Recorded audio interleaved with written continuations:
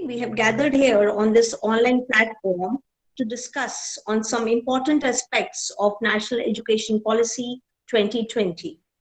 This policy promises a big revolution in the field of education to meet the various challenges of the 21st century.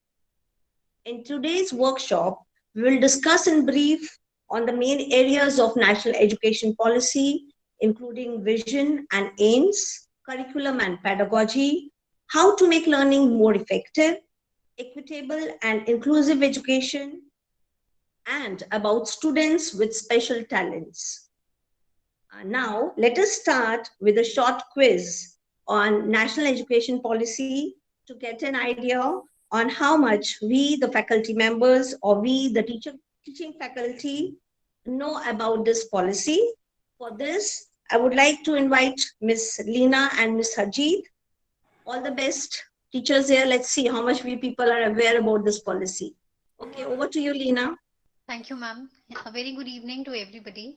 As Latika ma'am just introduced NEP, so we all know that new national educational policy is there into practice now, and there was a lot of hue and cry, and there was a lot of excitement among the masses, especially the kind of profession we are into, related to whatever are the new innovations, as for the NEP. And the major change was in the pattern of the classes, right? We had a different system that we are following now, and we will be following a different system altogether. But as we all know, whatever is the ongoing situation due to this pandemic, right? So let's see when the government asks us all to get it implemented. And through this quiz, we are not here to judge anybody. It has to be a very interactive and a learning session, and I just hope all the teachers who will be present throughout the course of the session will give you a true insight into it. So just a quick a review, and so that I want participation from all of you. Please answer for the questions. They are simple questions. If you have gone through NEP, I think many of us and most of us have, right? So just answer them, right? Okay, Harjeet ma'am, can we please start? Yeah, I'm going to share my screen. Just hold on.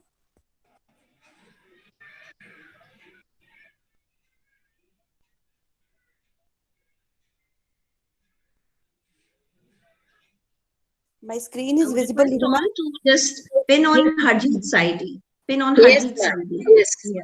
it is visible. It is visible. Okay, fine. So I am presenting my.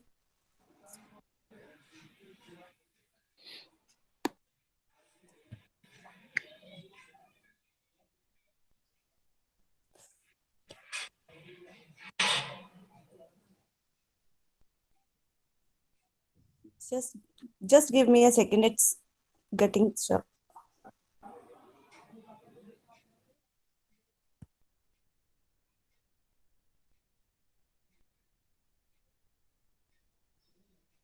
Ma'am, the first slide, please. Yes. All right. So we start with the first question now. According to NEP 2020, which language will be mainstreamed? Can I have the answer? Ma'am, Sanskrit. Already given. Sanskrit answer is already given. It's Sanskrit. For this question, everybody would answer. All right, so correct answer. All right, that's an amazing way. I have received some answers in the chat box also, because obviously during the session we cannot hear everybody, at a stand. So it is good if you can keep on writing the answers in the chat box as well. That would be really great. All right, so we move on to the second question now. What is the full form of the abbreviation ABC as mentioned in National Education Policy 2020? Academic Bank of Credit. Academic Bank of Credit. Absolutely correct. So this shows, and we have got a lot of answers in the chat box as well. This is amazing. I mean, I didn't expect these many answers, to be very honest, but I'm really happy to see, because we all have gone through NEP guidelines and NEP circulars. All right, so we move on to the next one. So the third one is, who is the chairperson of the NEP drafting panel? I want to see how many know this. Krishna Swami. Krishna Swami. Krishna, amazing. So it is Krishna Swami Kasturi Ragan. Krishna Swami Kasturi Rangan. Yes, yes, Krishna Swami. Amazing. And I'm getting so many answers in the chat box. The teachers seems like that you have gone through NEP quite well. All right, so we move on to the next one. Let's see the next question that comes up. As per NEP 2020, NTA will be established as a premier autonomous organization to conduct entrance examinations. Now, what does this NTA stands for? National Testing Agency. Very good. This answer, Yes, National Vaishali Testing ma'am. Yeah, Agency. absolutely correct. National Testing Agency. Amazing. I can see a list of answers coming in the chat box, and that's so amazing to see. All right, so we move on to the next part of the PPT, which is the fifth question. Now, according to NEP 2020, proposed board exams are for which classes? We are very 10th and 12th. 10th and 10th 12th. 10th and 12th. 10th Yes, and okay. 12th. Yes, yes. So this system, they have kept the same, that both classes will be there for only two classes, that is class 10th and class 12th. Absolutely. So we move on to the next question. What is the slogan of NEP 2020? Study in India, stay in India. Stay in India, Where- study in India. Stay in India, study in India. And that is the reason, right? What actually is happening? They are trying to implement all the skill education and all the skill subjects. And we have seen this year only that our school also, we have applied for a lot of skill subjects. So this is the reason, and this is the background and the base that CBSE has been setting. So we move on to the next one now. Question number 7. What does ISL mentioned in NEP 2020 stand for? Indian Sign Language. Indian Sign Language. Absolutely correct. Indian Sign Language. And there was a whole set of circular for Indian Sign Language. There was a whole module. Yes, absolutely correct. Again, huge number of responses in the chat box. So question number 8. Which course will be discontinued as per NEP? Very MPhil. important. MPhil. MPhil. Very, very important. Because, and this is one of the breakthrough decisions. MPhil. Yes, MPhil, and this is one of the breakthrough decisions that has been taken by the government, that which course, and MPhil is supposed to be a very, very important course, but now it will be discontinued. So we move on to the next one now. NEP will boost STEM in India. Now, what does this STEM refers to? Science, technology, engineering, and Mathematics. Seems like everybody already knows everything.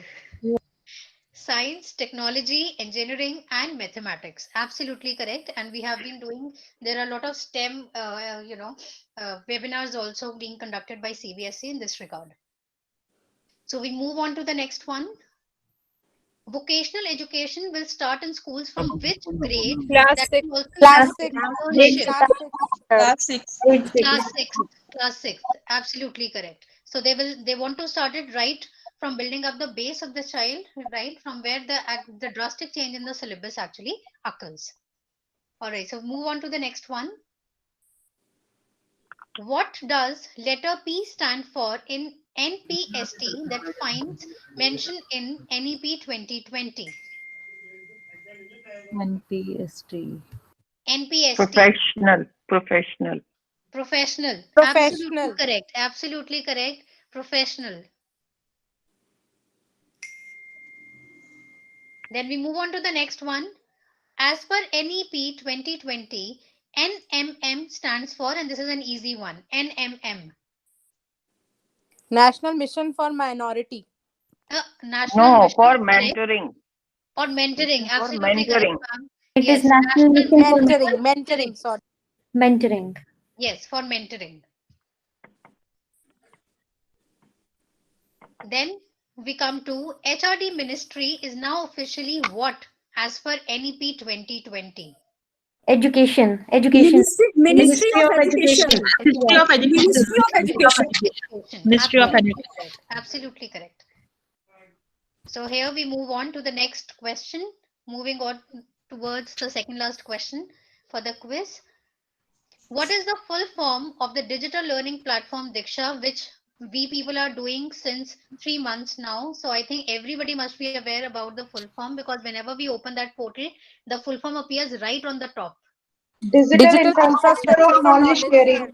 Absolutely correct. That is digital infrastructure for knowledge sharing. So this was an easy one because almost all of us have gone through Diksha portal. So we move on to the last one now. The NEP 2020 emphasizes on what? There is one main thing that it focuses on. Holistic I development. have been waiting. When nobody gives answer, then only I'll give answer. Integrated learning. Oh, before I could give Answer. answer, you have already given. Harjeet ma'am, Foundation, answer. literacy, and numeracy. Sorry. Actually, they all are very much well prepared now. मुझे लगता है कि हमें quiz थोड़ा और tough करना चाहिए था. They all are very much So prepared. this was the hot question. Yes.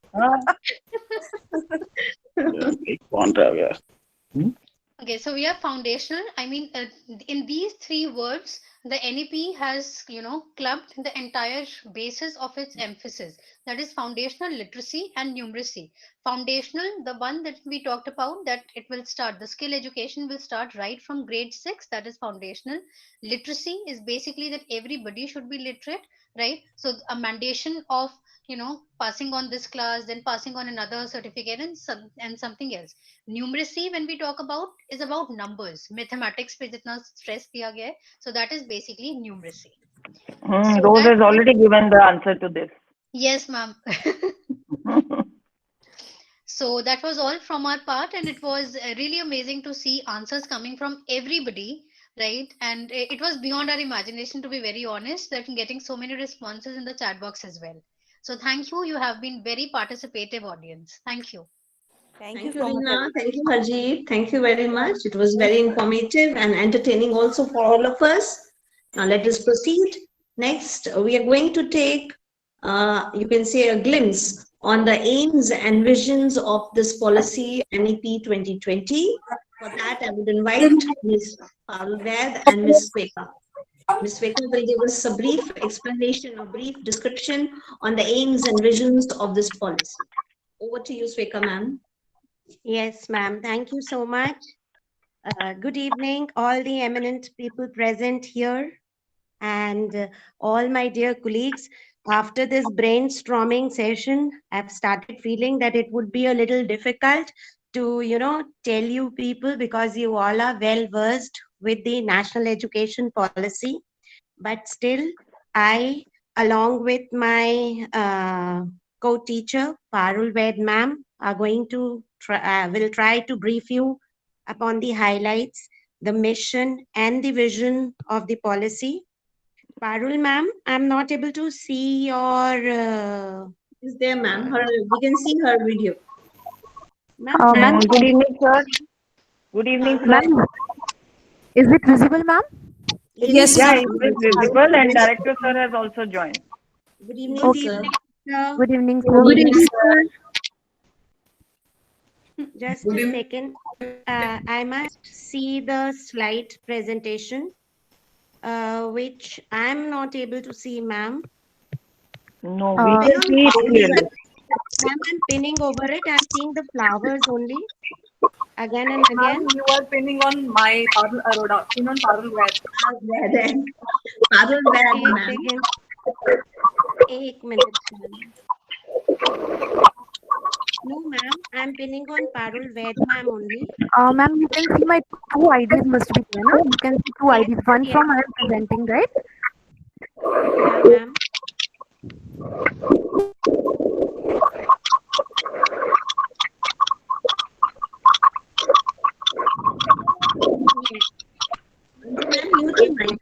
So should I present it again? No, ma'am. Now it is visible. Yes. Okay, ma'am. It's visible, Okay, ma'am. Okay. Let's start. Once again, I welcome all of you, our honorable principal ma'am, director sir, Usha ma'am, Deepika ma'am, and we have a long list, Latika ma'am. Yes. To start with, I'll start with the national education policy. This education policy has brought a new revolution in the education, things to bring a new revolution in the education. And it was presented by the Information and Communication Minister, Prakash Javadekar, and the Human Resource Minister, Ramesh Pokhriyan, a few days back. And this policy aims at making India a global knowledge superpower. Ma'am, please flip over. Parul, ma'am. Yeah. So this NEP aims at making India a super global knowledge superpower. And this year, in the month of September and October, we happen to begin with this policy. That is, the new academic session is expected to begin in the month of September and October due to the outbreak of this pandemic, and this policy will be applied in this academic session. One thing very interesting I would like to tell you all, that this first education policy, Parul ma'am, please change. The first education policy was brought about in the era when we had Indira Gandhi as our Prime Minister. That was in year 1968. And the second change, or a little modification in the same, was brought about in 1986 when Rajiv Gandhi government was prevalent.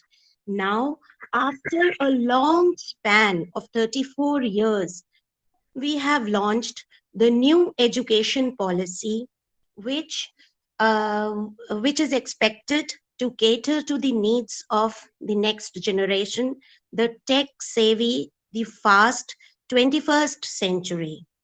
And the foundation of this policy was laid on 6th May 2016. So it was that in the month of May 2016 that the policy had been laid upon. And now, Parul ma'am, would you please change? No, ma'am, this slide is expected. Yeah. Let me tell you, dear friends and colleagues, that this policy seems to be an absolutely perfect policy.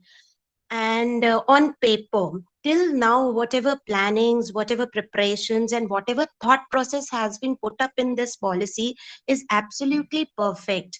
But the reality will come into effect when we really get its implementation done. Only after implementation of the policy, we will be able to judge whether it would be successful or not. This new education policy and the committee which has been founded has two major objectives. See, we all are working with this simple goal to improve the quality of education and to make it credulous. That is, we should give certain kind of credibility to this education system.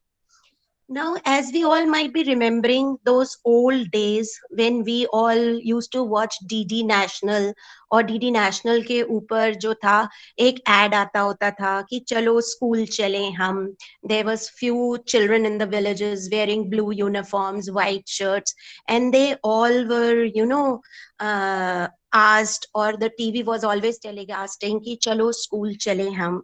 That was the first time the Indian government took pains and a new right to education was given. After that right to education, and we all know that what was right to education, that children who are in the age group of 6 to 14 years will be given free education by the government. Yes, we all have seen this. It is all, if we recollect our childhood days, we do remember. फिर उसके बाद थोड़े time बाद when the success of this was not that successful because the people in the village, the illiterate people, were not ready to sacrifice the daily wage of the child and send the child to school.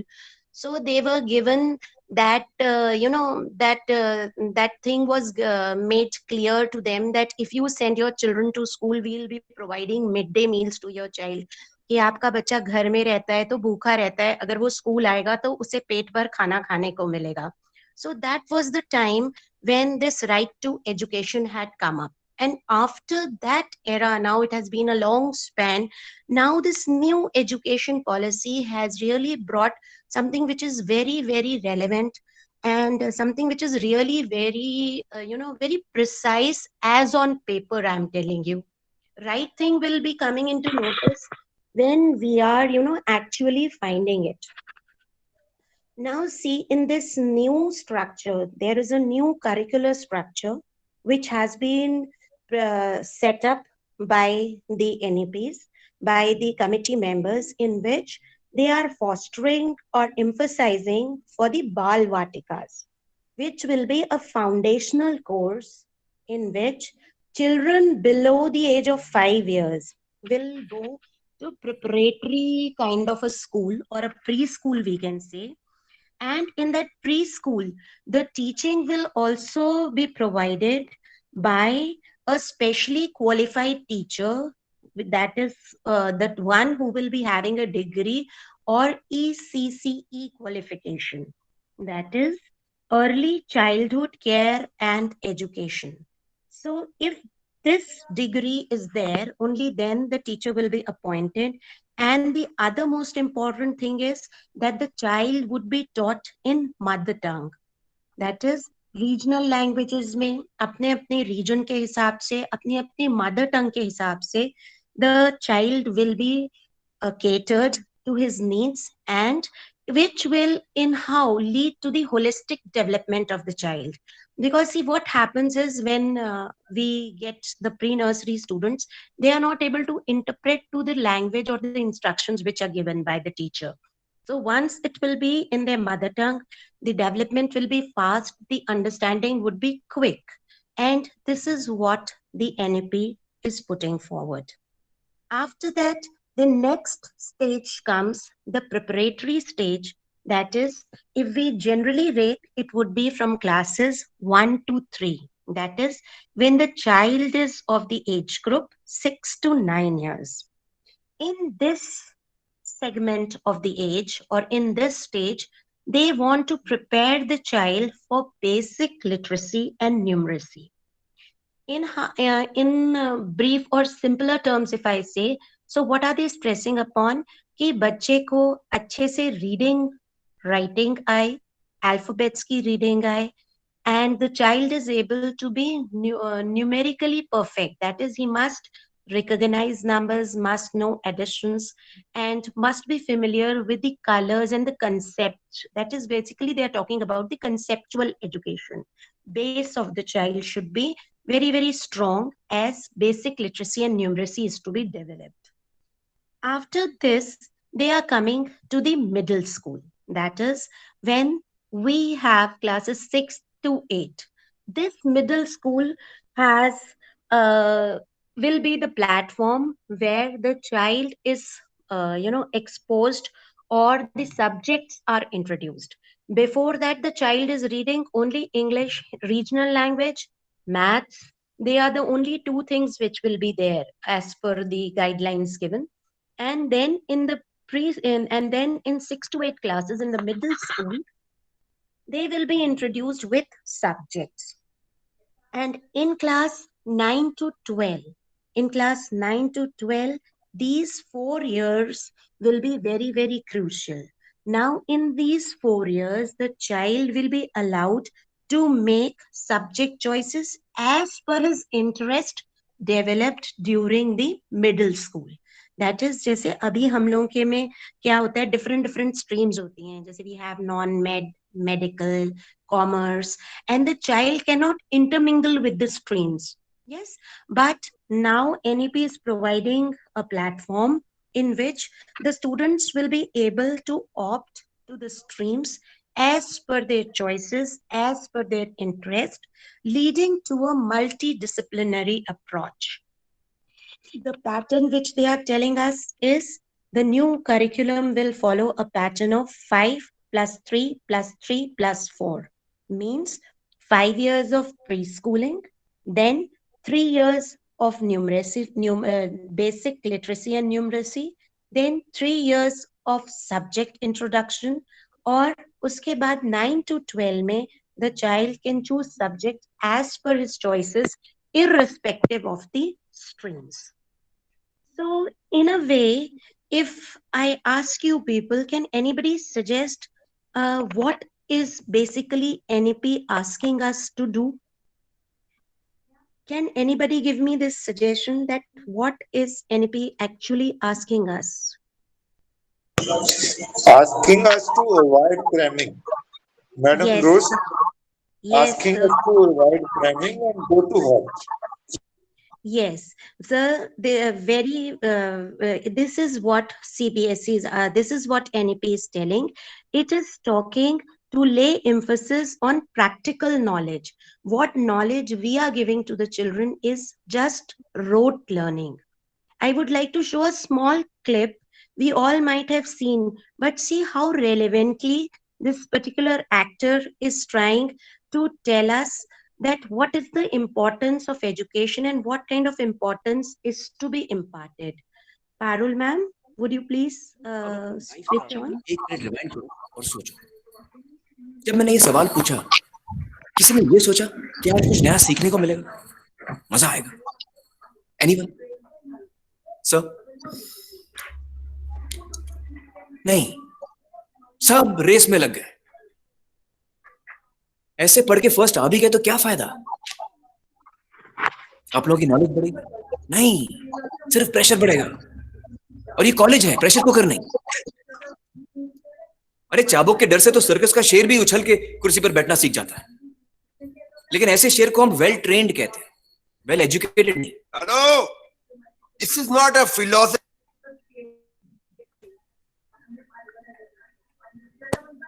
Yes.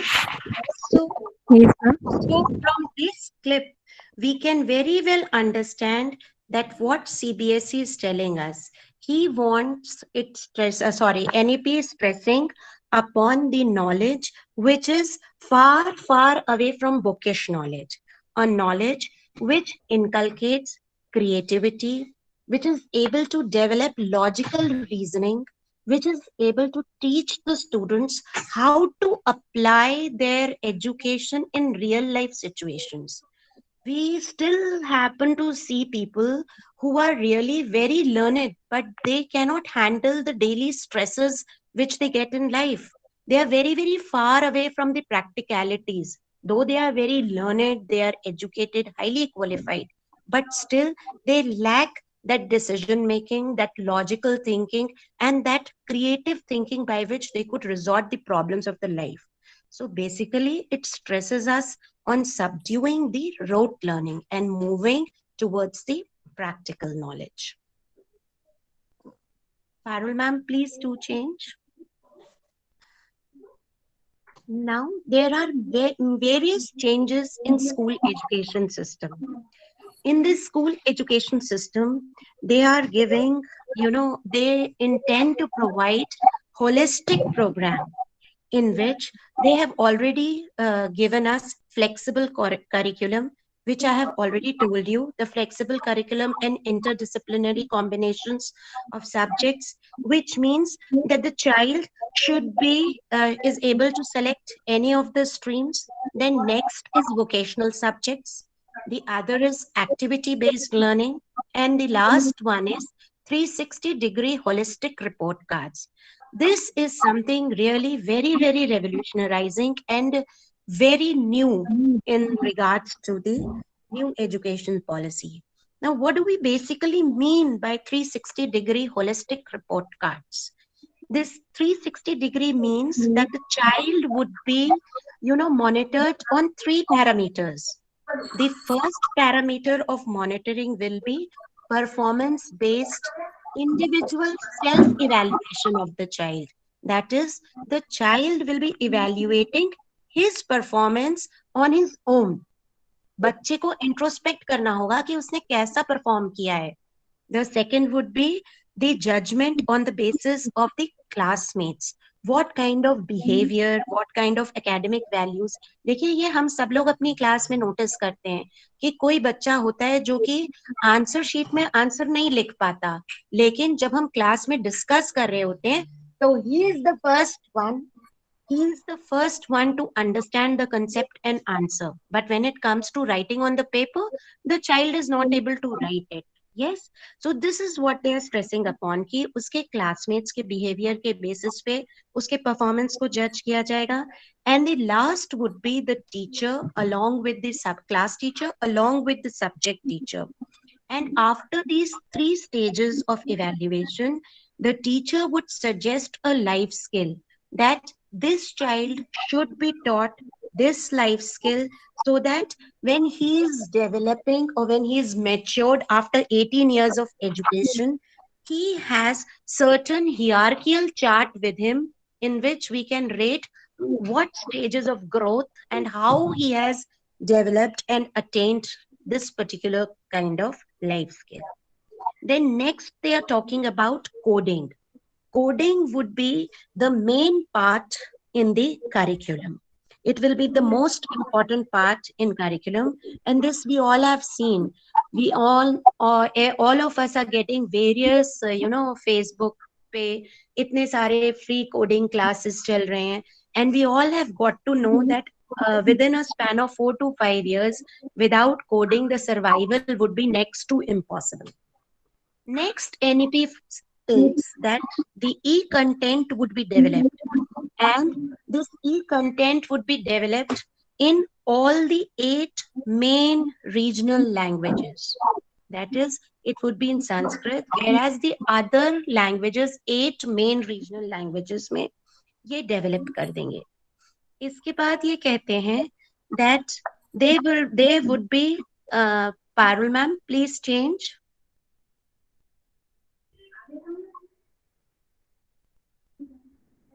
Now, this is something which NEP is fostering, that is universalization of education, in which they say that there will be no difference in the education which is imparted in the government school as well as in the private school.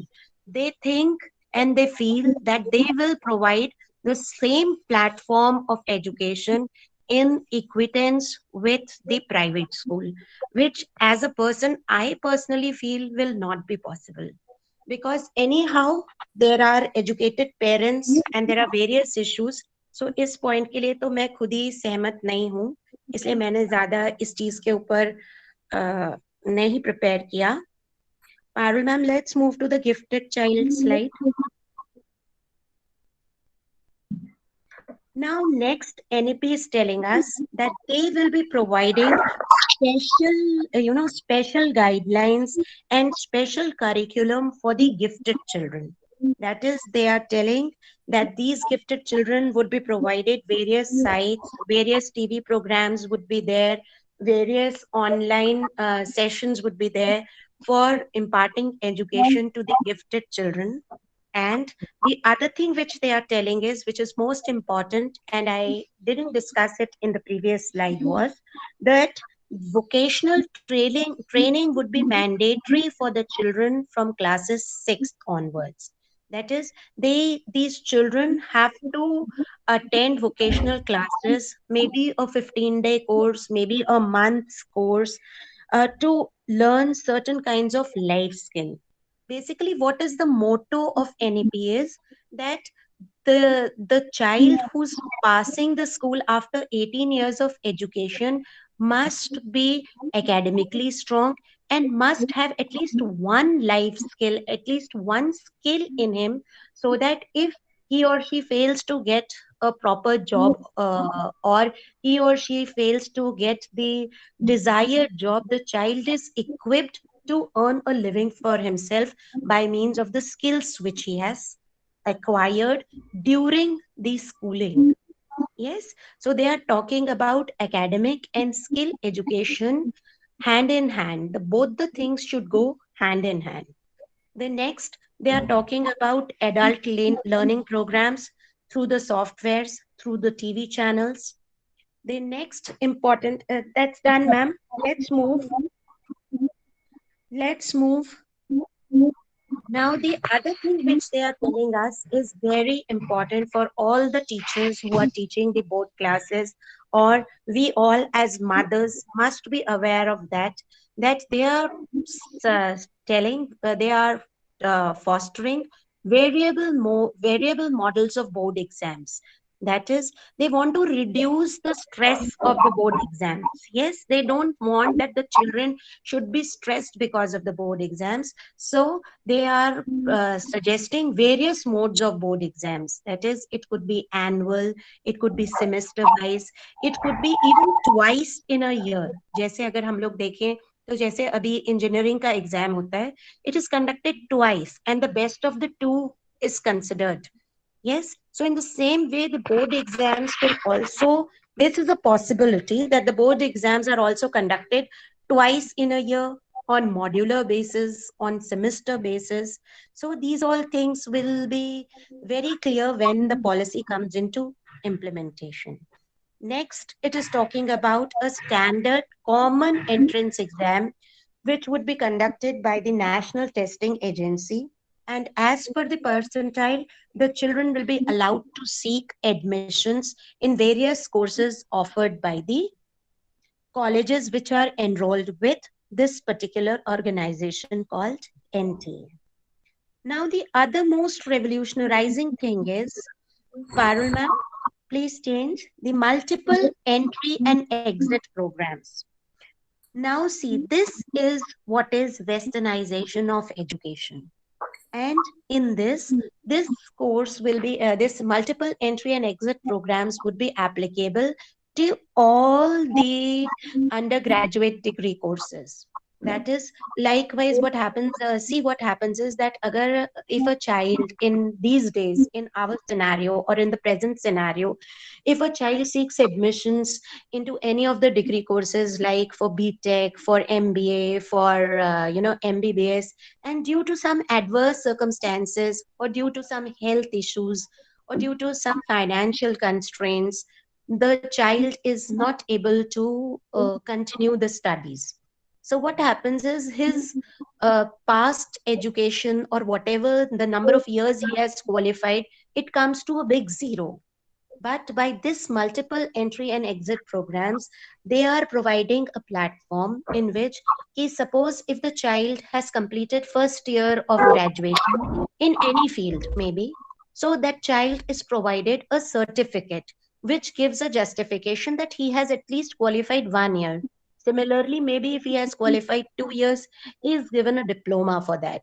And plus, if he leaves the course in between, for you say for after completing 2 years, उसके बाद उसके कुछ financial constraint आ जाते हैं, तो वो छोड़ देता है, या उसको कोई अच्छी job मिल जाती है, तो वो उस समय उस कोर्स को छोड़ देता है. लेकिन उसके 2-3 साल के बाद उसका ये मन होता है कि मैं दोबारा से उस पढ़ाई को कर लूं.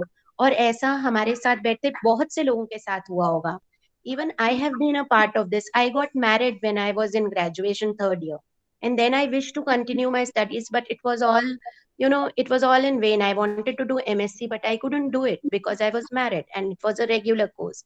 So in that case, the score which I have or the degrees में मुझे जितने years में marks मिले हैं, वो एक academic bank में store हो जाएंगे, एक डिजी लॉकर में स्टोर हो जाएंगे. और 2-3 साल के बाद जब मेरी मर्जी है तो मैं वो 2 साल की एजुकेशन के आगे 3rd year 4th year complete करके अपनी कोर्स को कंप्लीट कर सकती हूँ, which is really a very very wonderful thing which has happened. After this, they are talking about the inclusive education and various other things, which I hope the next candidates coming up will be explaining us in detail. But before I put an end to it, I will just wish to show you all a video. Yeah, yes. Before that, I just skipped up these 2 points. Just let me just brief you about this also. Now this NEP is allowing all the best universities, all the big universities like the Oxford, the Harvards, and various universities to set up their campus in our countries with their curriculum, with their standards, with their curriculum. We are just going to provide them a platform or a place, और उसके बाद they are free to give education as per their own standards. तो उससे क्या होगा कि जो हमारे बच्चे बाहर जाके पढ़ते हैं, या जो पेरेंट्स चाहते हैं कि वो अपने बच्चों को लंदन भेजें, ऑक्सफोर्ड भेजें, और वो किसी रीजन से नहीं भेज पाते, तो the same universities will set up campuses in our countries. And the next thing which they are telling us is a multidisciplinary institute. This is something also very important. Like we see that कि IIT में अगर suppose करिए कोई बच्चा जाता है, तो वो सिर्फ इंजीनियरिंग करता है, वो इंजीनियरिंग के साथ कोई और कोर्स नहीं कर पाता, या कोई बच्चा MBBS में जाता है और उसके बाद उसका इंटरेस्ट है म्यूजिक में, डांस में, फैशन डिजाइनिंग में, तो उस तरीके के कोर्सेज बच्चा नहीं कर पाता. He has to give away his interest.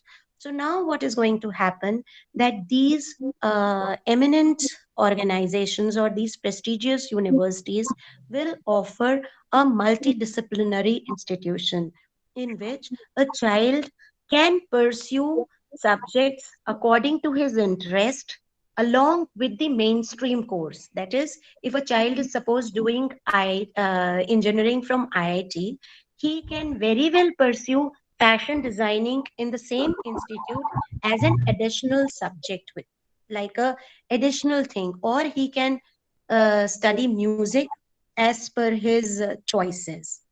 And as you all know, in the quiz also you people have answered that this MPhil has been stopped, and the PG and the PhD levels are also interdisciplinary.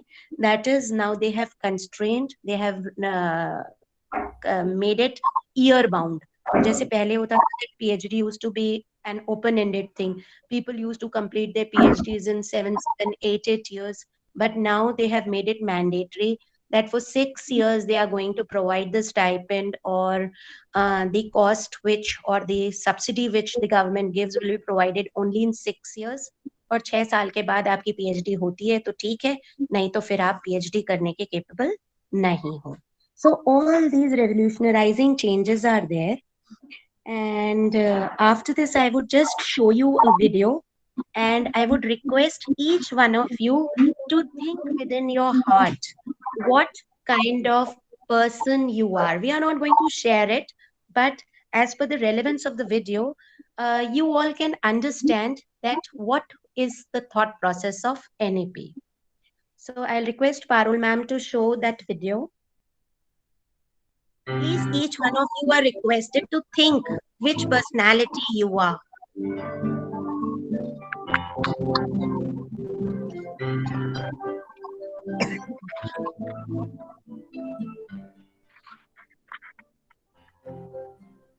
A young woman went to her grandmother and told her about her life and how things were so hard for her. She did not know how she was going to make it and wanted to give up. She was tired of fighting and struggling. It seemed as one problem was solved, a new one would pop up. Her grandmother took her to the kitchen.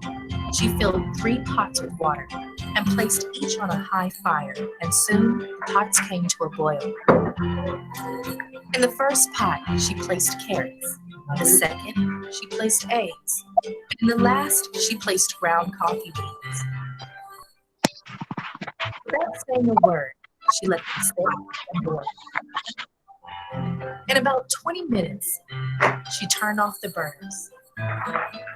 She fished the carrots out and placed them in a bowl. She pulled the eggs out and placed them in a bowl. Then she ladled the coffee out and placed it in a bowl.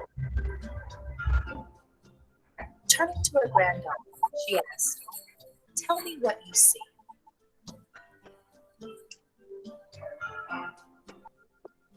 "Carrots, eggs, and coffee," she replied. Her grandmother brought her closer and asked her to feel the carrots. She did, and noted that they were soft. The grandmother then asked the granddaughter to take an egg and break it. After pulling off the shell, she observed the hard-boiled egg. Finally, the grandmother asked the granddaughter to sip the coffee. The granddaughter smiled as she tasted its rich aroma, then asked, "What does it mean, grandmother?" Her grandmother explained that each of these objects had faced the same adversity, boiling water. Each reacted differently. The carrots went in strong, hard, and unrelenting. However, after being subjected to the boiling water, it softened and became weak. The egg had been fragile. Its thin outer shell had protected its liquid interior, but after sitting through the boiling water, its inside became hardened. The ground coffee beans were unique, however. After they were in the boiling water, they had changed the water. Then she asked her granddaughter one final question. Which one will you choose to be?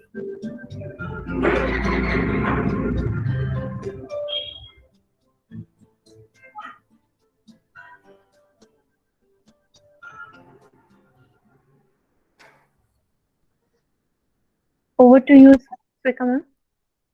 Yes, I feel everyone is able to decide mentally that what do we want to be, whether we want to be an egg, a carrot, or coffee. But now I would like to tell you what NEP expects us to be. Now, NEP is saying that being an egg or a carrot is not wrong. Neither they are denying that very fact. But what do they want? They want that we should be like coffee beans who are totally blended in this new policy, are able to absorb the policy so well that we can cater to the needs of the 21st century students, touch each and every aspect of their development, as a result of which we will have confident children, the children who are able to adjust and adapt themselves to the new situations, new circumstances, and will possess a skill which, by the help of which they can make up their living. So in short, if I make it very crisp and make it a one sentence statement, it would be that they want us to focus on the holistic development of the child, taking academics and life skills hand in hand. And this is Ma'am. what. Thank you. Thank you, Thank you ma'am. very Thank much. you. Thank you for well briefing the aims and visions of this policy. Hoping that the suggestions that have been penned down in this policy by the government are implemented and our students are able to face the challenges of the new world. Thank you, Sweka ma'am. You explained it so well through the videos and the PPT. Now moving Thank ahead. you, ma'am. Latika ma'am, just a minute. I want all the teachers to please turn on their videos because we have to take pictures which have to be sent to the ministry, right? Because we have to send the report on the same. So a humble request to everybody to please turn on your videos, please. Meanwhile, Gurjot can prepare his content plus his PPT also. Can we proceed, Nina? Yes, ma'am, please. Okay. So next we have Mr. Gurjot, Ms. Seema, and Ms. Ashima. They're going to throw some light on the proposed curriculum and pedagogy as mentioned in National Education Policy 2020. Over to you, Gurjot. Thank you.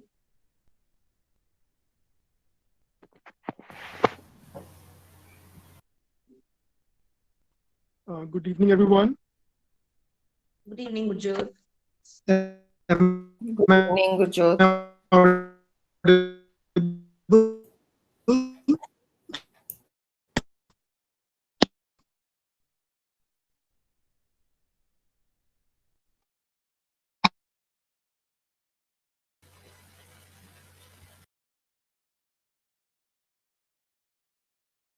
Ma'am, I think Gurjot's sir is having some technical issue right now.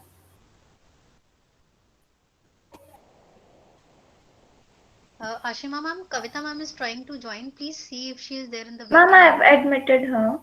Okay, okay.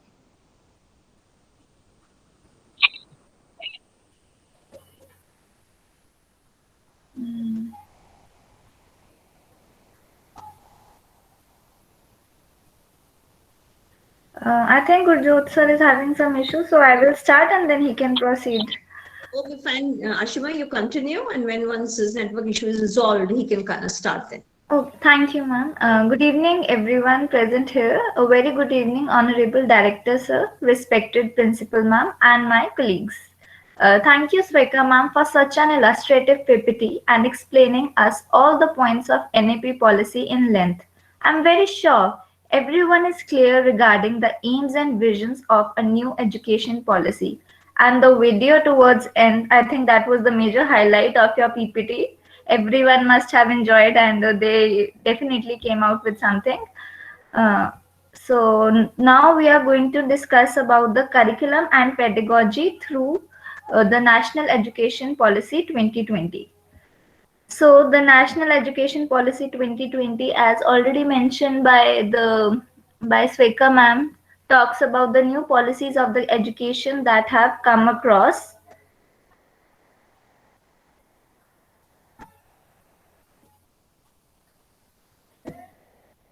So the school curriculum and the pedagogy will aim for the holistic development of the learners by equipping them with the key 21st century essential skills. So that is going to be one of the main highlights, and we'll understand how the curriculum and pedagogy will be integrated with our new policies. Additionally, it also aims for reduction in the syllabus, which is going to enhance our critical thinking and essentially our learning. Ashima, sorry to interrupt, but your screen is not visible actually. Your screen is not visible. Okay, I will present again then, ma'am. Sorry for the glitch.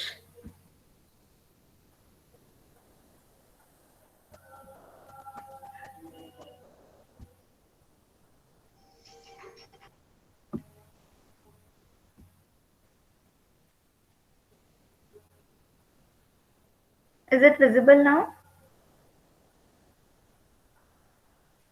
Yes, ma'am.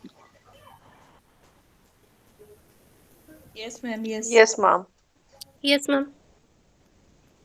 Okay, so as thank you everyone. So as I was mentioning, the national education policy is going to aim and it is going to integrate a curriculum and pedagogy with the holistic development of the learners. It has come up with new syllabus, new technologies, and new ways that is going to enhance the essential learning and the critical learning of our learners. Some of the major highlights are going to be that the schooling is going to begin at the age of 3 years. The mother tongue, as already mentioned, it is going to be the major medium of instruction. Up to class 5th, we are going to follow the mother tongue, and later on, we are going to switch to other languages.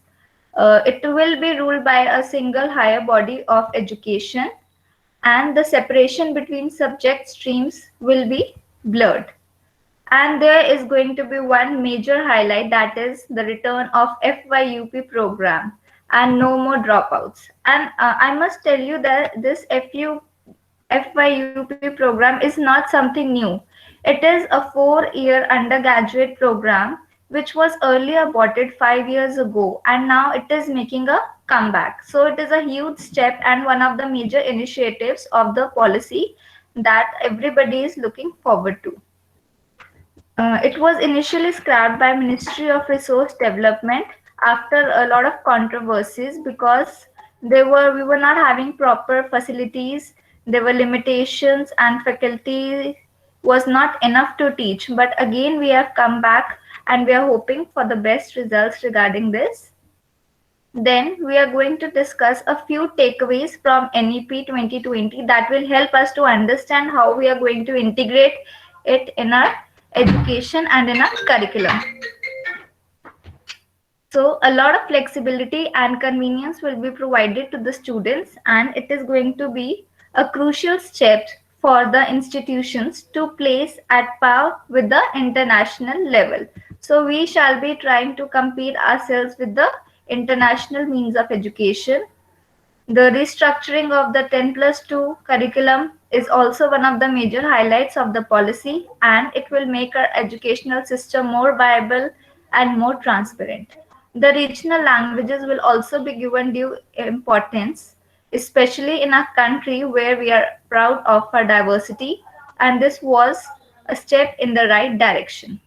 Having a single regulatory body will make it more structured and efficient to analyze and monitor the education system. The academic bank of credit is a master stroke. Students at the undergraduate level will certainly benefit from this and the flexibility it brings. So it is going to have a great impact on the students, and we are expecting a revolution from this new education policy. Already it took almost 34 years for a new education policy to come up, and it definitely is having major takeaways, and we are quite sure that it will benefit the children in the long run. Now we shall understand the curriculum and pedagogy of this policy in brief. So the curriculum and pedagogy of the school education is reconfigured to 5 plus 3 plus 3 plus 4 design, which means that anybody uh, towards the end is going to benefit out of it. I think this plus 4 is a great highlight, and it is going to benefit the students as they can get some diplomas also. Their degree won't be wasted if they miss out a year or so. Next, it aims to make them responsive and relevant to the developmental needs and interests of learners at different stages of their development. They are going to develop at different stages, as we are going to come up with some skill based courses as well, which is going to enhance the education of the children. Then basic training in health, including preventive health, mental health, nutrition, personal and public hygiene, and first aid will also be included in the curriculum. I think it is kind of a prerequisite for any education where children must be well aware about their health and about their basic requirements. So if it is already included in the curriculum, I think then we can get away of some of the minor problems that hinder the growth and education of our children. Nutrition and personal hygiene, I think, are quite prerequisite for it. And next point, all textbooks shall aim to contain the essential core material deemed important on a national level, but at the same time contain any desired nuances and supplementary material as per local context and needs.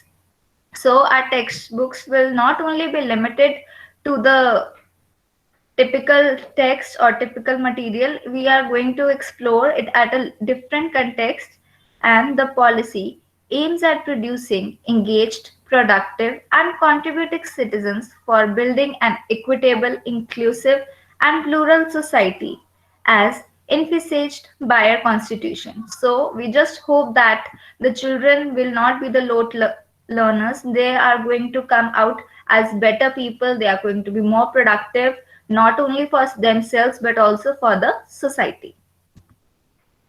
So next is comparison analysis of NEP 1986 and 2020. And here now we are going to compare the previous education policy and our new policy. It took 34 years, as I already mentioned, for this new policy to come up. So the expectations are quite high. The stakes are high for this one. And I would like Gurjot sir to please continue from here and explain the analysis. Thank you. Thank you, Ashima ma'am. So once I would like to confirm whether I'm audible. Yes, Yes, Gurjot, sir. you're Yes, audible. sir. Yes. Yes, sir. Yes, sir. Okay, so I'll keep it very simple and short. So we all have seen in today's online platform the theoretical aspect of NEP 2020. And let us see a comparison, a critical analysis of NEP 1986 and 2020.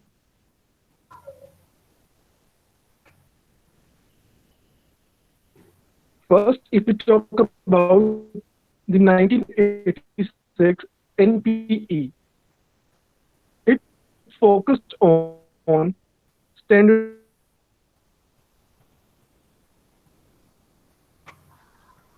So So your voice is not audible. and equal opportunities to all. That means 10+2 system, it will be there for each and every one. All students will get the same subjects and the same facilities, the same infrastructure. And we talked about,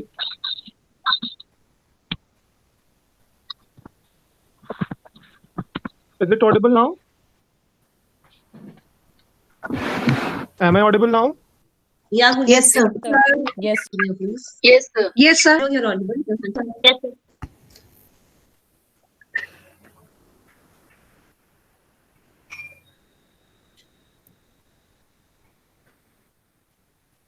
Is Yes, it audible?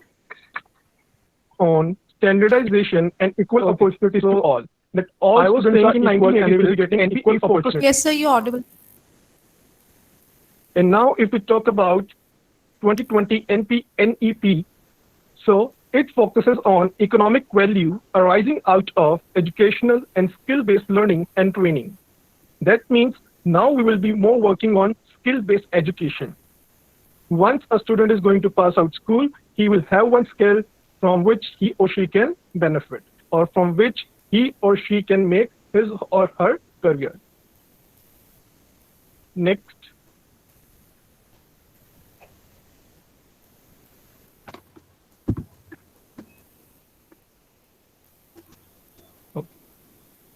So the NEP 1986,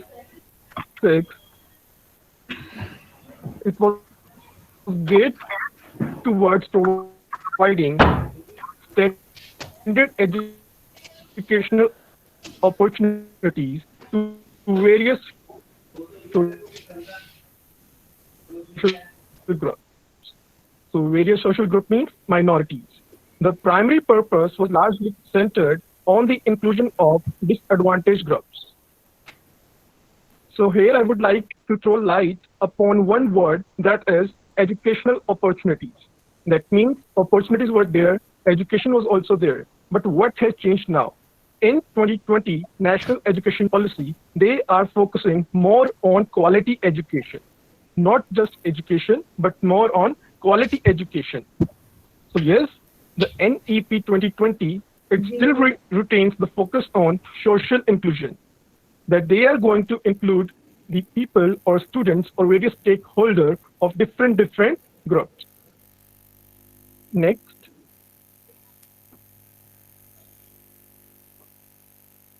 Ashwin, next slide.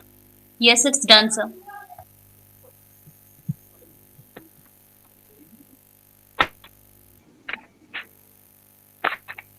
Okay. Thank you, ma'am.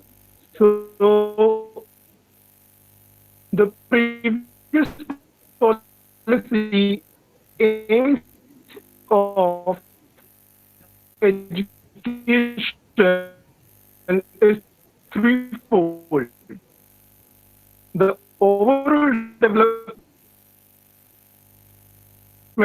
of the human resource. In 1986, it talked about international Your voice is not audible properly. and peaceful coexistence. Voice is cracking, sir. Yeah, we can't make out. Development of socialism,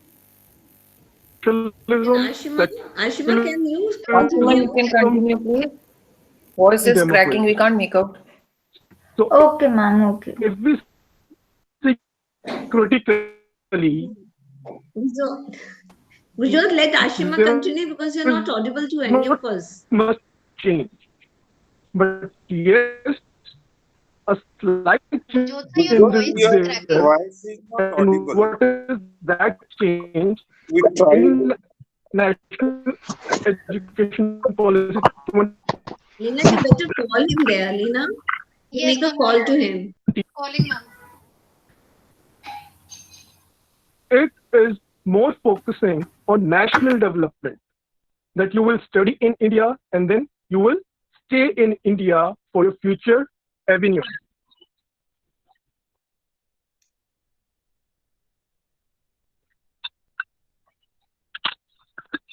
Ashima, you please continue Ma'am, from here. I think Sure, ma'am. Ashima ma'am to please take over. Gurjot sir will try otherwise, right? But till the time, Ashima ma'am, you please start. Okay, ma'am. Sorry for the interruption, everyone. There must be some network issue at his end. So, as he was talking about the comparison analysis of NEP 1986 and 2020, so as of now, we were discussing about the previous policy aims of education, which is threefold. So, what are the aims? It aims at the overall development of the human resource. As such, we don't want to restrict ourselves to the bookish knowledge. We want to grow much more than that. And it is having something for children at each level. As you can see through the diagram or the analysis that they're showing through this picture, the previous academic structure was not as integrated as it is now, as we are getting something or the other to understand at various levels. We have divided into the 4 categories, and the primary classes, pre-primary classes, then the elementary classes and the higher classes. It also incorporates international cooperation and peaceful coexistence, as well as the development of socialism, secularism, and democracy. I think these are the 3 pillars of our education system on which our policy is going to work. So the present policy focuses more on the national development by creating citizens with the knowledge, skills, and individual development. It is going to work for the individual and the holistic development of the children. The NPE 1986 created a pool of education and trained human resources who contributed to the value chain. Of course, I think anything that comes up requires well amount of training, only then it can be implemented in a good way. Similarly, like the teachers were provided with a good amount of training and they were able to contribute. Similarly, NEP 2020 dreams of creating human resources who will create value propositions. So teachers, I think we should be expecting some workshops. I think a quarantine period or corona period is going to be useful somehow. We are going to learn about the new ways and new methodologies of national policy which we are going to implement further and which is going to help for the development of the children. Ma'am, please, next slide. So we would like to conclude by saying how that the policy has affected our pedagogy and curriculum. It aims to achieve full human potential, development of just and equitable society. So we just aim that it is not differentiated or segregated by any thoughts or anything unfair. It should be just and everyone should get equal opportunities. So equitable, I think everyone is aware of that, not equal but the right opportunity according to their own potential. I think that is the need of the hour, and if we come in as a part of equitable society, all the reservations that are prevailing, that are making our education system backward, it is going to rise much higher. I think that is one of the need of the hours. It is going to promote national development. It is more inclined to allow for critical thinking, discussion, and analytical learning. It is going to open platform for the children where they are going to come and discuss about different problems, and they are going to observe and speak about the things analytically. Last, it leads to enrich India's talent and human resource. Thank you, everyone. Thank you, Ashima. Thank you, Seema. And thank you, Gurjot, for explaining us about the curriculum and pedagogy related to NEP 2020. And the comparative analysis has made it clear that what the government aims in the future for our students. Now, moving ahead, I'm going to invite Ranjana and Monica Makkar ma'am. They're going to explain on a very effective, or you can say very impressive topic, that is how to make teaching more effective and impressive, which I think is required by all of us so that our students, they all perform very well in their lives. So over to you, Ranjana and Monica Makkar ma'am. Thank you, ma'am. Thank you, Latika ma'am. Rajni ma'am, can we have the video, please? Yes, ma'am, sure. I will be sharing. It will take a few seconds. Okay, thank you so much, ma'am. Just a minute, I am sharing.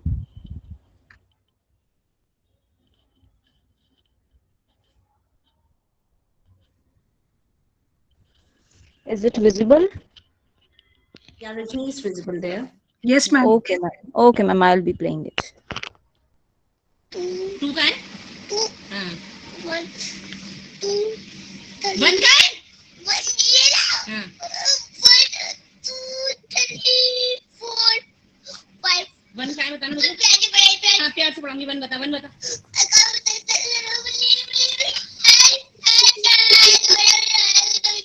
अच्छा headache हो रहा है. One बता.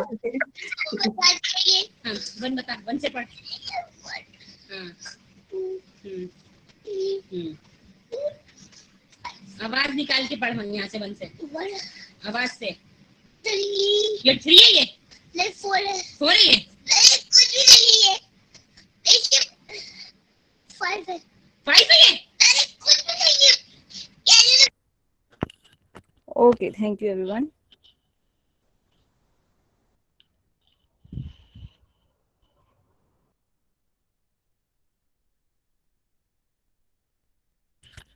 Yes, ma'am. Monica, ma'am. Should I show that again or is it fine? No, it is fine. We could see it. Yes, ma'am. How the little one was being tortured by his mother. Yes, ma'am.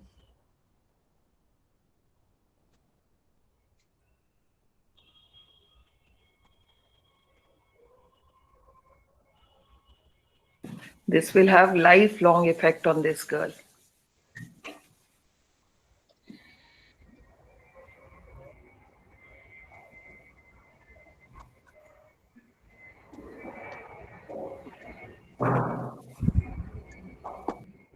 Just a minute, ma'am. Yes, ma'am.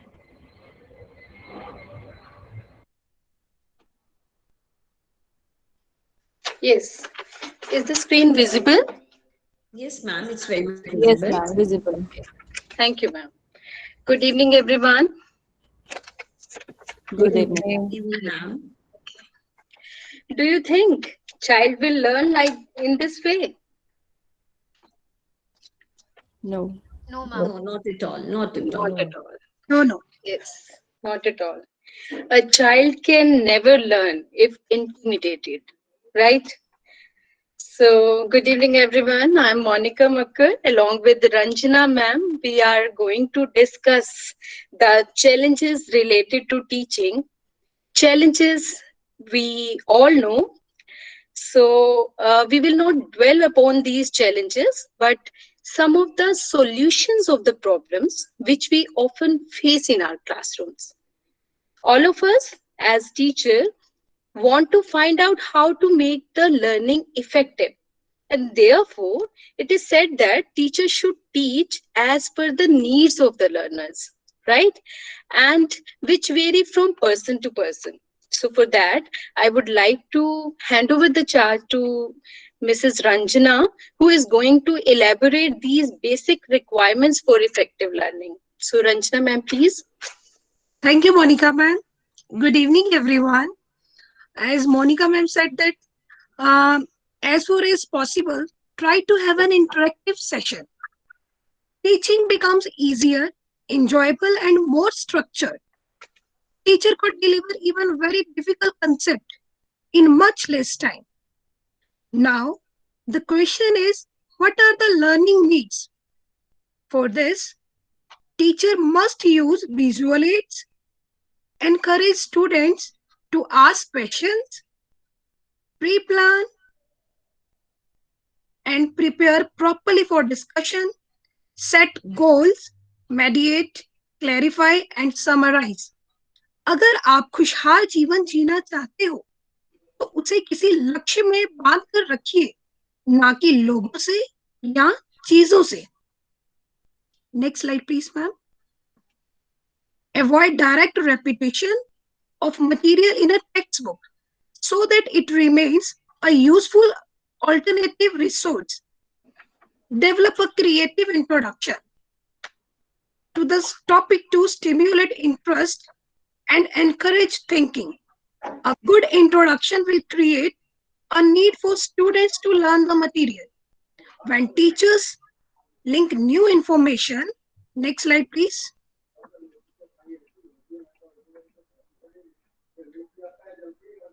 When teachers link new information to the students with prior knowledge, this activates the students' interest. Why not we discuss the issues which were more in the limelight a day before yesterday? Why not we discuss something which had happened a day before? The assessment section plays a key role in pacing, but always repeat critical points immediately if you sense the necessity. This can be done if you ask someone in the class to summarize what they have learned. Yes, Monica ma'am. Thank you, Ranjana ma'am. Thank you. Okay. So, question is a favorite teacher. Okay. A good teacher can really make a remarkable difference in the students. So the question arises, what makes a teaching effective or a teacher simply great? Answer lies here. Think. Let's go back to our childhood days. In this fast forward life, when we are busy in our rat race, whenever our childhood days peep in our mind, we badly miss the old days. But at the same time, we miss our school and college too. The school reminds our friends, but at the same time, our favorite teacher too. Am I right? Now Yes, just very much, ma'am. Very much. Yes, ma'am. yes. Now just think of a teacher whom you adored in your school. Just just give one reason why you still remember that reason. Was it because the way that teacher taught you? Or is it the way he or she made you feel valued or important? बताइए please. मुश्किल है ना कुछ भी कहना. Feel valued and important. Yes. Yeah. हाँ. So Yes, we I do can't deny remember my that. teacher, Mrs. Jasleen. She was indeed the best English teacher. I mean, she was very strict, no doubt. We were caned a several number of time. I'm honestly telling, but still date, she is the best teacher. I feel the amount of concern she showed, her way Yeah. of teaching, everything was so nice that till date we miss her. Till date. Yes. So that means we can't deny the role of teacher-student relation, right, ma'am? So maintaining a good relationship with the students is very, very important. When teachers becomes a good friend, students actively participate and engage in the learning session. We have some more tips also, so which can do wonders in learning. One is variation or change. Vary your activities. Change is often as good, is considered as good as taking a break. Divide the lecture into discrete segments, and each segment should not be more than 8 minutes. After every 8 minutes, they should be given mental rest in the form of a joke or a riddle or some interesting fun fact. Be flexible, but be flexible. You never know what kind of mood the children will be in. Ask. Before you start, ask them questions about anything. What did you do over this weekend? Who is your favorite singer? Etc. etc. When you ask them such questions, you are showing them that you are interested not only in their opinion, but in them also. Remember their successes. Remember when the child answered the question right yesterday. Remember the funny story that he or she told you a week ago. Remember the good marks in the last test. Now, last but not the least, smile. Always be happy. Always wear a smile. Not because life is full of reasons to smile, but because your smile itself is a reason for many others to smile. Smiling tells a student that they are welcomed. हमेशा मुस्कुराने की कोई ना कोई वजह तो जरूर होती है. इसे ढूंढते रहिए. Students are immature, less skilled, emotional, and you are mature, more skilled and composed. जो आप बन सकते थे वो बनने के लिए कभी भी बहुत देर नहीं हुई होती है. Yes, best way to control the students is by giving them best lectures.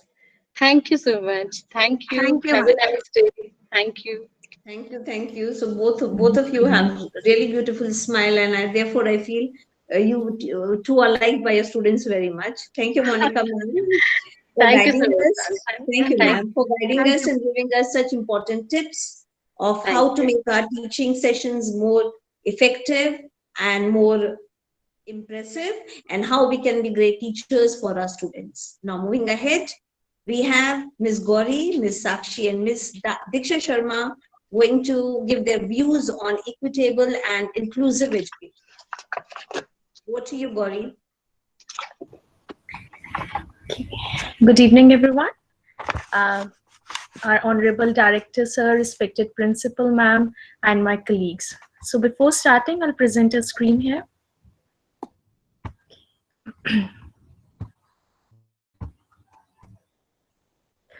I hope it is visible.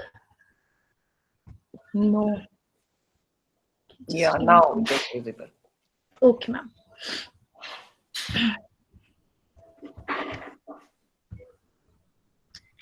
Okay, so without wasting any time, I'll start with equitable and inclusive vision in the National Education Policy 2020. So this PPT has been prepared by Diksha Sharma ma'am, and I and Gauri ma'am are here to present it. So this PPT will help us have a better understanding on how NEP 2020 has been introduced with some structural changes, which will be helpful in like promoting equality as well as inclusive education in the present education system. So we'll start with, first is equality. So what is equality? As we all know, equality is treating everyone the same. So giving all children an equitable start would lead to better economic and social outcomes of individuals, for regions, and for our nation. So education equality is so important. In the study and achievement of fairness, justice, and equality in education. So we should teach every child what is equality. The term equity means accommodating and meeting the specific needs of specific individuals. This means assuring that everyone's learning needs are met. So inclusive education. Now, what is inclusion? Inclusion means that all people, regardless of their abilities, disabilities, or healthcare needs, have the right to be respected and appreciated as valuable members of their communities. So we should teach our child that they should respect everyone. Now, inclusive education is about how we develop and design our schools, classrooms, programs, and activities so that all students learn and participate together. So inclusive education is when all students, regardless of any challenges they may have, are placed in age-appropriate general education classes that are in their own neighborhood schools to receive high-quality instructions, interventions, and support that enable them to meet success in core curriculum. So it is very important. Then moving further, children who learn together live together. So inclusion is within everyone's ability. So when children spend time with their peers, they learn how to develop real relationships. They take part in meaningful interactions, whether they are playing together or getting any education together. The importance of learning and growing with each other stands true. So therefore, the National Education Policy 2020 has conveyed the structural change in the education system, which aims to make India the global knowledge superpower, ensuring equity and inclusion. So which definitely will help in promoting equity as well as inclusive education in the present education system. So now I'll request Gauri ma'am to continue and explain further. Thank you. Thank you, Sakshi ma'am. And moving ahead with the presentation, I would like to come on the first point, that is socioeconomically disadvantaged groups, that is SEDGs. So now the National Education Policy 2020, it recognizes that certain groups are grossly represented in the existing educational systems. To specially address their educational needs, the NEP has clubbed gender identities, socio-cultural identities, geographical identities, disabilities, socio-economic conditions to create a new social group called SEDG. So here the policy bases most of its objectives on creating inclusivity around these groups. As mentioned earlier, these groups have higher dropout rates due to a plethora of reasons, ranging from lack of accessibility for tribal communities to historical exclusion of communities from systems of education for the socio-cultural identities categorization. Now moving on to the next slide. Sakshi ma'am, please. Okay, the second point says inclusion of community participation. Now to develop conscious awareness of roles and duties and inclusion of community participation, which would minimize the exclusion of students on the basis of language and disability. So this means that students, this will motivate the students to learn more about the diverse cultures of India, its knowledge system and tradition, and also to sensitize them on human values, empathy, tolerance, human rights, gender equality, inclusion, and equity, which will develop respect for diversity. Beyond all, equal respect for all religions, with the idea to develop or bring back creative human endeavor required for the 21st century education system, has been the main focus of NEP 2020. The third is gender equality and inclusion. Now, this new education policy, it aims to ensure equity and inclusion in and through education by addressing all forms of exclusion, to reduce marginalization, disparity, vulnerability, and inequality in education access, participation, retention, and completion, and in learning outcomes. Now, gender equality and inclusion are vital in achieving these aims and leaving no one behind. Education needs a greater focus on accessibility, equity, and quality. Remarkable signs of progress have been noticed in the past few years in respect of female participation up to secondary level. Such progress could be because of government's policies and programs run for girls like Beti Bachao, Beti Padhao, Sukanya and Balika Samriddhi Yojana, and many more. But girls' enrollment is lower than that of boys at upper secondary education. Gross education ratio during 2015 and 16 stands only 23.4% against 25.4% for boys in higher education, and the gap is visible at all the social categories. Now, NEP's biggest effort is to bring gender sensitivity as an integral part of curriculum and gender inclusion fund to be raised up to class 12, which covers all the socioeconomically disadvantaged groups and also the transgenders. Now, inclusion of new pedagogical system for early child care education. Now, we all are familiar with this diagrammatic representation which is given here.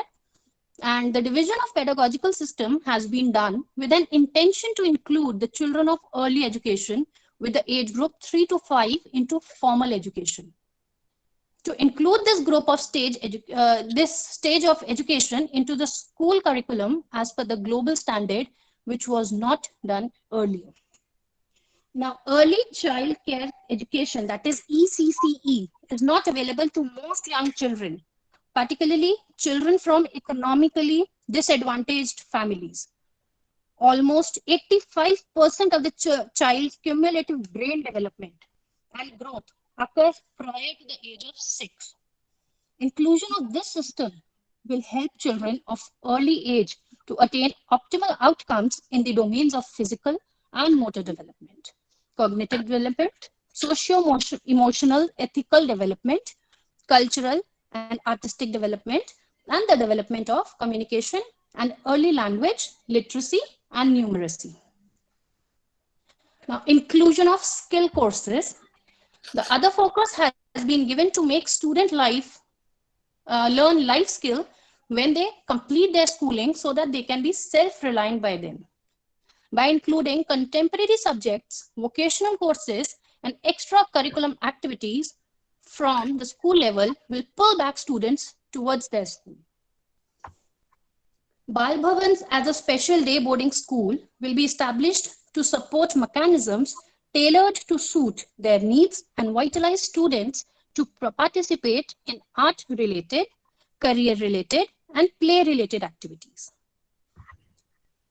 Inclusion of graduation, research, and exclusion of MPhil. Now, they have multiple exit and entry options. Students can go for 1 year sabbatical. Inclusion of 4 years of undergraduate program will help those children who could not continue their studies due to many MLAs. They can now discontinue their graduation and they can store their credits in the academic bank so that in future it can be restarted. Post-graduation is either of 1 year or 2, depends on students' passing years of graduation. Those who have completed their graduation with research, they will have to do 1 year PG PG, and MPhil remains a less frequently chosen and awarded qualification, whereas PhD is awarded the world over. Therefore, scrapping 2 years of MPhil degree will save the time of the students to move and decide their future ahead. Yes, it is going to affect those centers and institutions which are having MPhil and PhD as the main degree programs, and students get direct admission in MPhil course after the completion of MA degree. Scrapping MPhil will leave only one course left at the centers, that is PhD. So now I would like to conclude by saying that the ray of hope has come through this new education policy 2020, which talks about sustainable human development and universal education learning with equity and learning outcomes with research-oriented mindset. India has always placed education at the center of its development agenda, and with bridging the gender, social, regional gaps with community participation, it will raise the spirits towards equal opportunities to all, ensuring equity in this policy. It is going to be a beautiful blend of both ancient and modern knowledge system, which not only inculcates you to acquire knowledge, but also helps in integrating Indian culture and ethos. Thank you, everyone. Thank you, Gauri. Thank you, Sakshi. Gauri and Sakshi have very well explained how NEP 2020 aims to remove all the differences, gender differences, socio-economic differences from the education system and provide education to all. Now, the last, we have Ms. Jyoti and Ms. Nidhi. We have these counselors here to brief us about students with special talents.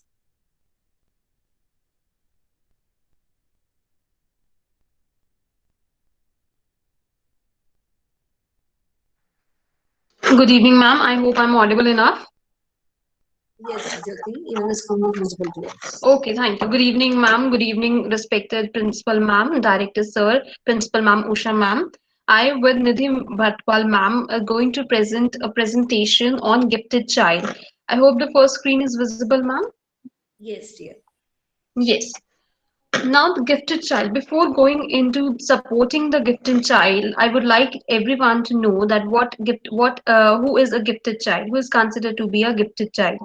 Any child who is naturally endowed with a high degree of general mental ability or extraordinary ability in a specific sphere of activity or knowledge. The designation or definition we would call of giftedness is largely a matter of administrative conveyance, and in most of the countries, the prevailing definition is an intelligence quotient, that is IQ, of 130 or above. It is estimated that students who are gifted and highly talented, they encompass only 5 to 10 or 5 to 15, 5 to 15% of the school age population. These students can have increased capabilities in academics, creativity, music, dance, art, leadership, and interpersonal abilities. Moving ahead to the gifted child characteristics, every child is special for their parents, and why not they would be. Now, before moving ahead, I would like to know, to tell that the characteristics of the gifted child vary from child to child. Talking about the first characteristics, that is cognitive. Now, the gifted children, they typically start reading at an early age and also have a larger than normal vocabulary for their age. They tend to be intellectually curious, persistent, and capable of critical thinking. Talking about the creative part, according to the National Association for Gifted Children, the creative part includes, and but not only limited to, inventiveness, creativeness, a strong ability to fantasize or imagine, intuitiveness, and having a keen sense of humor. They may be independent when it comes to their attitude about social behaviors and not caring what the social norm is all about. They tend to not have a desire to follow the crowd. These kinds of children, they tend to have a strong moral commitment to things that they care the most about. Talking about the affective part, they have an unusually intense emotional depth and have an extreme sense of empathy and sensitivity towards others and their feelings. These kinds of children can easily become frustrated because they have high moral expectations of themselves and others. Moving ahead to the behavioral part, they may want to learn everything about that topic and are more excited about it than what is considered normal. They may have multiple interests and have strong determination in areas which they deem important. We have a study by Louis N. Thurman, American psychologist. In 1921, he initiated a study of the students who having the IQ more than 140. I'm telling in short that he observed that a greater drive to achieve along with the greater mental and social adjustment was there among the gifted children group as compared with the non-gifted children. Is a chart what NEP 2020 has presented for the gifted children. Moving towards the first part, encourage gifted and talented students. Now, teachers will aim to encourage students with singular interests and or talents in the classroom by giving them supplementary enrichment, material and guidance and encouragement. Topic center and project-based clubs and circles will be encouraged and supported at the levels of schools, school complexes, districts, and beyond. Examples can be science circles, math circles, music and dance performance circles, chess circles, poetry circles, language circles, drama circles, etc. Along with these lines, high-quality national residential summer programs for secondary school students in various subjects will also be encouraged with a rigorous merit-based but equitable admission process to attract the very best students and teachers from across the world. Moving ahead, Olympiads and competitions. Now, Olympiads and competition in various subjects will be conducted across the country with clear coordination and progression from school to local to state and to the national level to ensure that all the students may participate at all the levels for which they qualify. Efforts will be made to make these available in the rural areas as well and in regional languages to ensure widespread participation. Public and private universities, including premier institutions like IITs and NITs, would be encouraged to use merit-based results from national and international Olympiads and results from other relevant national programs as part of a criteria for admission into their undergraduate programs. extensive use of technology. Now, once the internet connected smartphones or tablets are available in all homes, schools, and online apps with quizzes, competitions, assessment, enrichment materials, and online communities for shared interest will be developed and will work to enhance all the aforementioned initiatives as group activities for students with appropriate supervision of parents and teachers. Now, schools will develop smart classrooms in a phased manner for using digital pedagogy and thereby enriching the teaching learning process with online resources and collaborations. For the rest of the part, I would like Ms. Nidhi to please continue further. Yeah, thank you, Jyoti ma'am. Uh, Good evening, respected sir, Renu ma'am, Usha ma'am, and my dear teachers. So now I would like to discuss what, according to NCERT and NCTE, some guidelines are provided which needs to be followed by all the teacher. The first one is identify the learning needs of students arising due to disabilities, gender, social, and economic disadvantage, which means that it's important for a teacher to identify the needs of each child and deal with them accordingly. Do modifications in teaching learning activities based on the needs of the students. Again, it is very important for a teacher to modify the structure of syllabus in order to make the study interesting. For instance, by using different techniques so that the students easily understand what they are being taught, like flowcharts, videos, PPTs, etc. Teach in inclusive classroom rather than in segregated setting. This is very important as well, treating each child equally and providing inclusive education rather than a segregated setting. Make teaching, learning, and assessment activities accessible to all the students, which means making the material available to each child without biases and discrimination. The last one is very important for the well-being of a child, which is work in collaboration with the special educator, resource, or general teacher.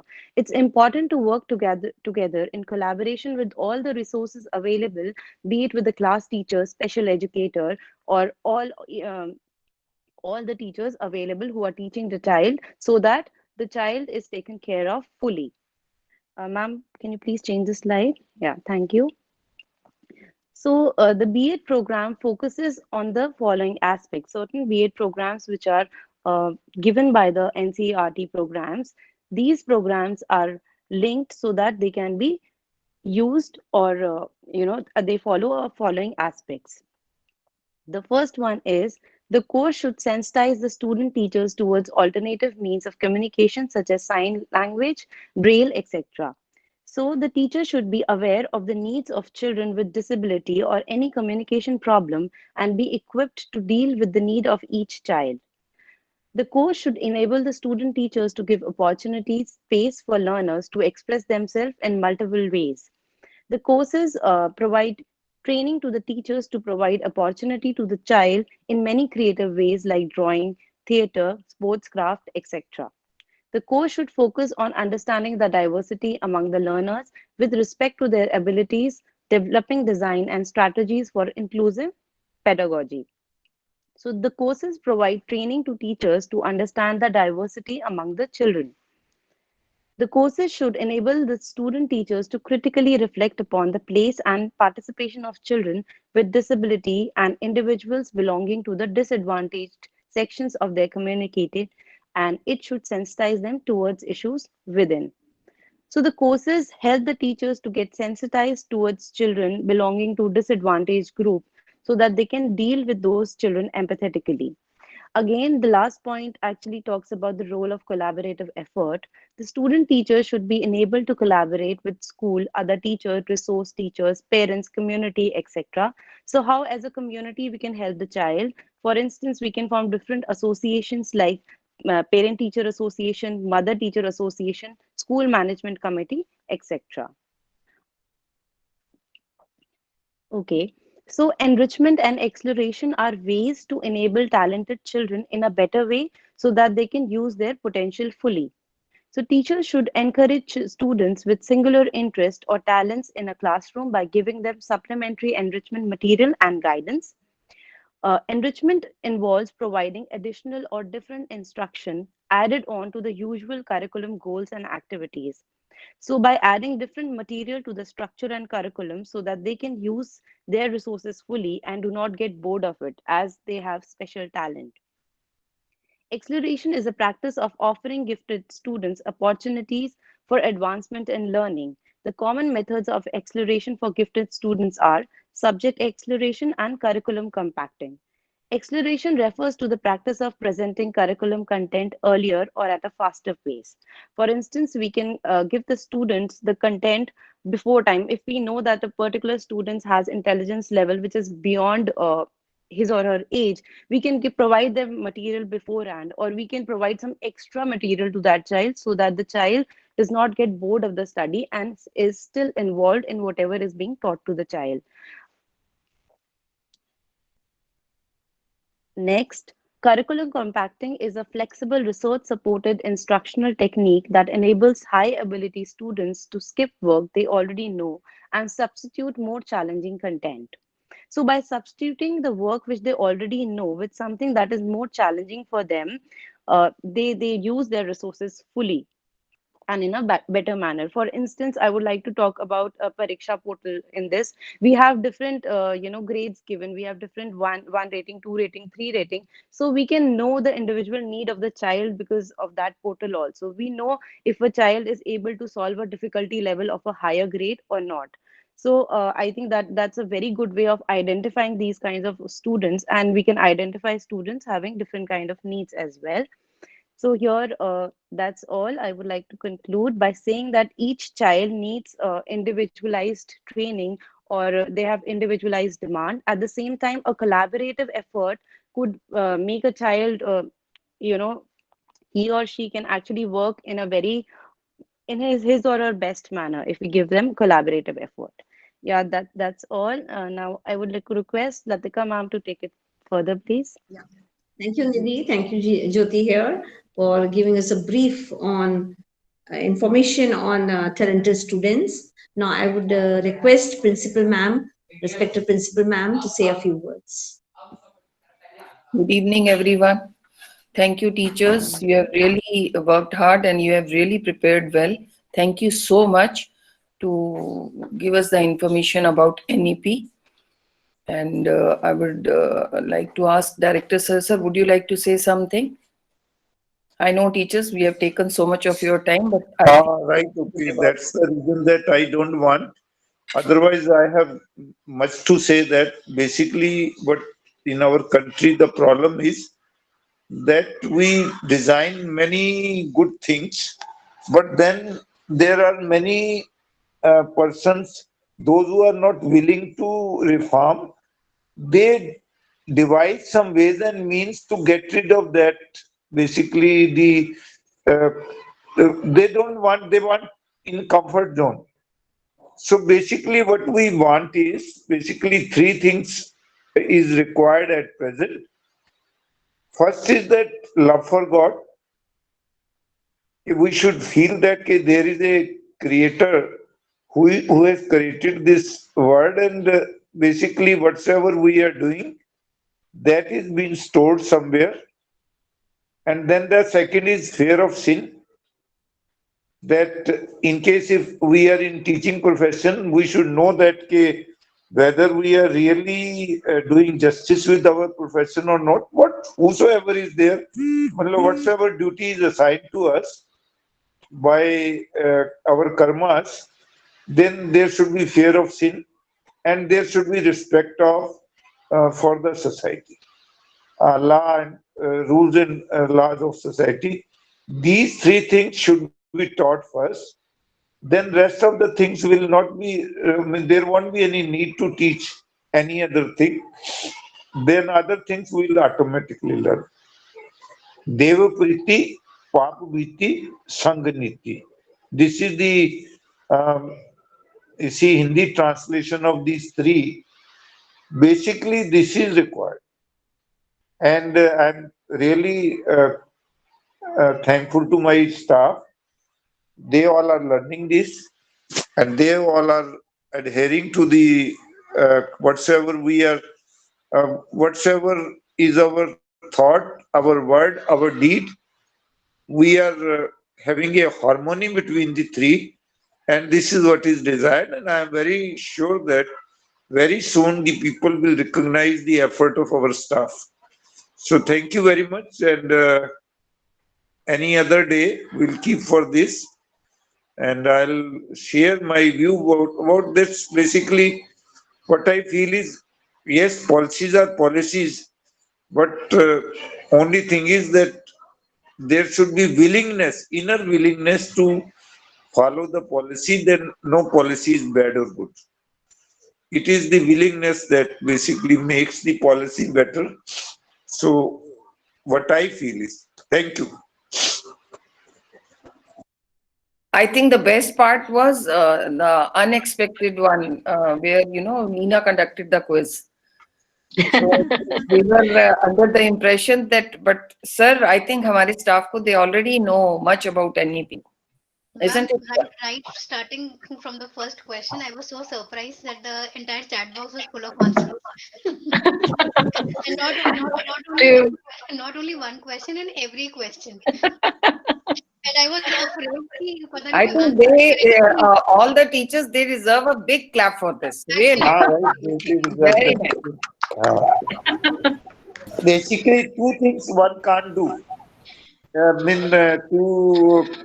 जैसे शाबाशी और kick दोनों ही नहीं कर सकता. Someone else can do for them. Right. अपने आप को पैट नहीं कर सकता और अपने आप को किक नहीं कर सकता. For that, someone else is required. So, आपको मैं ये परीक्षा पोर्टल में you will find that कि this परीक्षा portal will give you the solution of every this problem, that basically how to know the gifted child, how to know the slow learner, how to see that the child is good in memory, how to see that the child is creative. Everything this Pariksha portal is going to provide you. Very soon the things will unfold. We have got good programmer. They are working hard. Throughout the night they work. And then the things are coming up. So in future course of time, you will find that this Pariksha portal is going to help you a lot. You have helped this Pariksha portal by entering good question. Now it is the turn of Pariksha portal to help you out. मैं तो आपसे वो कहानी share करता हूँ ना, वो शेर और चूहे की, कि वो शेर को एक चूहा उसके ऊपर कूद रहा था गलती से, तो शेर ने उसको पकड़ लिया और चूहा कहने लगा महाराज मुझे छोड़ दो, मैं तुम्हारे काम आऊंगा. शेर को बड़ी हंसी आई कि वाह, ये छोटा सा चूहा कैसे कहता है कि मैं तेरे काम आऊंगा. उसने कहा तूने मुझे हंसा दिया, इसी बात पर छोड़ रहे हैं आप तुझे.